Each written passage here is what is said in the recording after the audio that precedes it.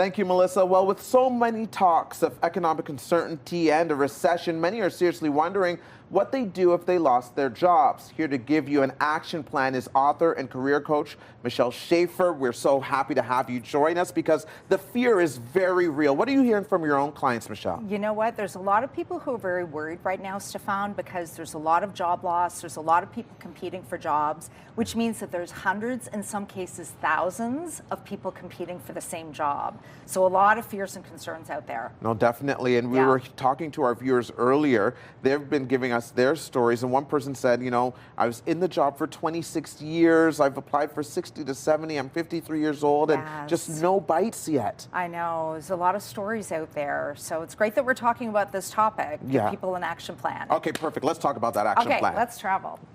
So the first thing that you want to do when you lose your job is just take a moment, take a pause, take a breath, and just process what's happened. Okay. When you lose your job, there's a lot of emotions and feelings that go with it. It's a loss, which means that there's grief that goes with that. You might be feeling angry at your employer. You might even be feeling ashamed about your job loss. So really just reflect, just take that time. Now, if you're already living paycheck to paycheck, you might not have that time to really sit and process, which means you have to spring into action really quickly. That's right. I'm so glad that you touched on that because a lot of people are going to be like, I don't have time to process. I have mouths to feed, I have bills to pay, and I don't want to end up unhoused. Exactly. My goodness. Okay, let's reflect. Yeah, so this is all about just taking time to figure out what you want in your next step. Thinking about, you know, what work gives you energy, what kind of organization you want to be attached to, you want to be working for, and what are your non-negotiables. Those are the deal breakers, the things that you feel so deeply important that you would actually walk away from an opportunity if those things weren't there. So reflecting on that is key number one so that you are moving towards an opportunity that is a good fit for you. But then you also want to put together a plan. A lot of people think that, you know, oh, I got to update my resume and just start, you know, canvassing the market with resumes.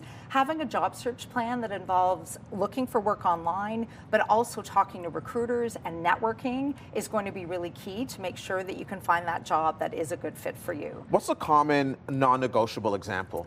You know, I'm finding since the pandemic, location is a non-negotiable. Okay. So people either want to, you know, be fully remote, maybe they want to be fully in person, or what I see most common, people want that that ability to choose. The flexibility. The hybrid model, which is sometimes in the office and sometimes at home. That's a big one. People are walking away from opportunities if they can't have that flexibility. Interesting. All right, let's move on. Okay. Craft your story. As a storyteller, I want to hear more about this one. Absolutely. So, you know, as a job seeker, I mean, you're going to have your own career story. Your career story is made up of your experiences, your achievements, the kinds of roles and sectors that you've been part of. So this is the time that you really want to make sure that your resume is telling the right story. Maybe if you're changing direction, maybe you're doing something that has been waiting backstage in your life and now this is the opportunity to do that, like maybe start your own business.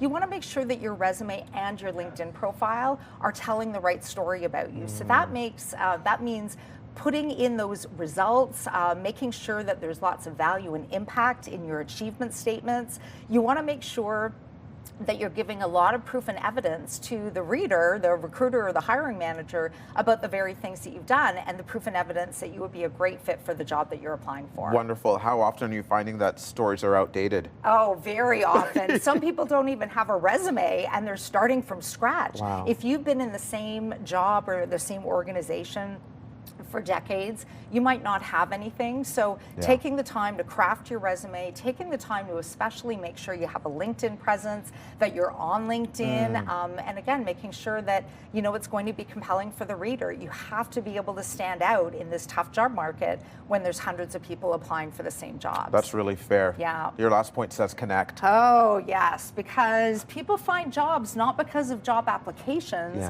but because of the relationships. And so this is the time to make sure you're reaching out to people, not just for help and assistance as part of your own support network, but also make sure that you are asking people in your network to get your resume into the right hands.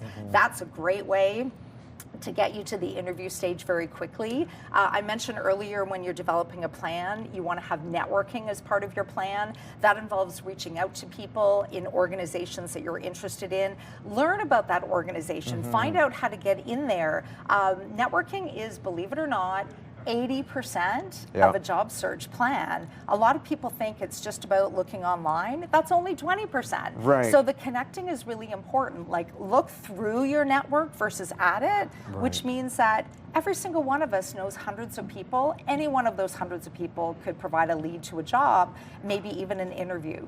I love that. Lots to think about. Lots to think about, Yes. and you've given us 4 wonderful tips as starting points. Michelle, I want to thank you so much for joining us here Absolutely. on CTV Morning Live, and on behalf of our viewers, thank you as well. You're welcome. Also, if you are looking for more help with your career or finding a job, Michelle Schafer can be found at mschafercoaching.ca, or you can check out her book, Cultivating Career Growth.